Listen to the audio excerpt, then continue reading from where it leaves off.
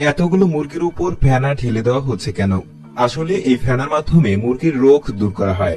এই প্রক্রিয়াকে বলা হয় ফোম ডিপপপুলেশন।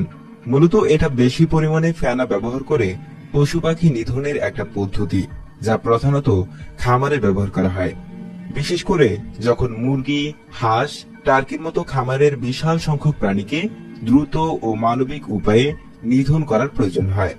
শুনতে অদ্ভুত বা কষ্টদায়ক মনে হতে পারে, কিন্তু এই পদ্ধতি ব্যবহারের পেছনে কিছু গুরুতর কারণ রয়েছে। সাধারণত খামারে এভিয়ান ইনফ্লুয়েঞ্জার মতো মারাত্মক রোগ ছড়ানোর সময় ফোম ব্যবহার করে নিধন পদ্ধতি কাজে লাগানো হয়। এই রোগগুলো খুব দ্রুত ছড়িয়ে পড়তে পারে এবং খাদ্য সরবরাহ, পশুর স্বাস্থ্য, এমনকি মানুষের স্বাস্থ্যেরও বড় ক্ষতি হতে পারে। যখন রোগ নিয়ন্ত্রণের আর কোনো উপায় থাকে না, তখন খামারি এবং পশু স্বাস্থ্য কর্মকর্তারা আরো বড় বিপর্যয় রোধ করতে এই পদ্ধতির সাহায্য নেন। ফোম প্রক্রিয়ায় খামারের প্রাণীদের এক ধরনের ঘন ও ভারী ফেনা দিয়ে ঢেকে দেওয়া হয়। এই ফেনা সাধারণত পানি, বাতাস এবং একটি ফোমিং এজেন্ট দিয়ে তৈরি করা হয়, যা অনেকটা আগুন নেভানোর কাজে ব্যবহৃত উপাদানের মতো। ফেনাগুলোকে পাম্প করে খামারের প্রাণীগুলোর উপর ঢালা হয়। কয়েক মিনিটের মধ্যেই প্রাণীদের পুরোপুরি ঢেকে ফেলে সেই ফেনা। ফেনা খুব ঘন হওয়ায় সেটা অক্সিজেনের সরবরাহ বন্ধ করে দেয়।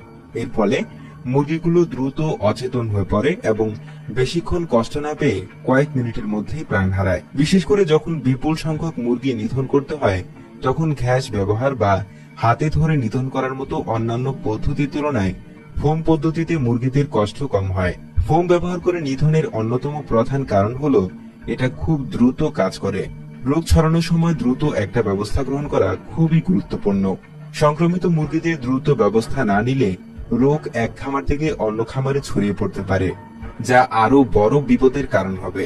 ফোম নিধন পদ্ধতিতে অল্প সময়ের মধ্যেই হাজার হাজার মুরগি নিধন করা যায়, যা রোগের বিস্তারকে থামাতে সাহায্য করে।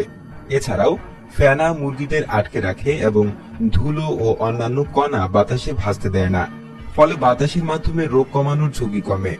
পরিস্থিতির উপর নির্ভর করে বিভিন্ন ধরনের ফোমিং সিস্টেম ব্যবহার করা হয়। কিছু সিস্টেম এমন ফেনা তৈরি করে যা ধীরে ধীরে একটা ঘর বা খামারকে পূর্ণ করে, আবার অন্যগুলো দ্রুত ফেনা ছড়িয়ে সবকিছু মুহূর্তের মধ্যে ঢেকে ফেলে। প্রক্রিয়া শেষে ফেনা সহজে মিশে যায় এবং কর্মীরা নিরাপদে মুরগিগুলো সরিয়ে জায়গা পরিষ্কার করতে পারে। খামারের প্রাণী নিধনে ফেনা ব্যবহারের আইডিয়া প্রথম আসে আগুন নেভানোর কাজে এর ব্যবহার থেকে।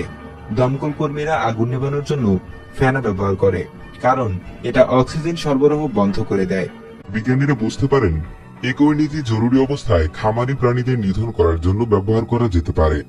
খামারের লোকেরা শুধুমাত্র তখনই এই পদ্ধতি বেছে নেয় যখন এর চেয়ে ভালো বিকল্প থাকে না।